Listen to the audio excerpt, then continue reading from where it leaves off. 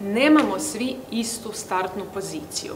Nešto je to što mi je moja mentorica, ujedno jedna je od predavačica na konferenciji Radi što voliš bez da pregoriš, Andreja Rambrot-Malenica, često ponavljala za vrijeme naših sesija i sastanaka, a to je nešto što ovih dana ja sebi isto tako vrlo često ponavljam jer je jako važno.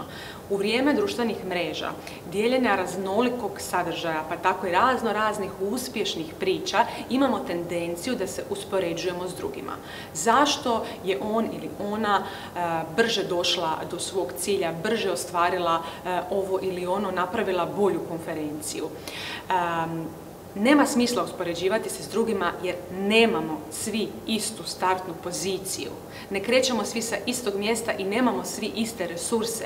Nemamo svi istu količinu novaca, vremena, energije, zdravlja, kontakata, poznanstava i zato je jedino relevantno da procijenimo ok, gdje sam ja bila jučer, a gdje sam danas.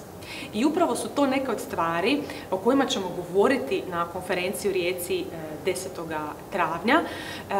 Dođite, idemo zajedno vidjeti kako se možemo snažiti, kako biti možda malo i blaži prema sebi i kako si pomoći da u svom tempu dođemo do cilja do kojeg želimo doći.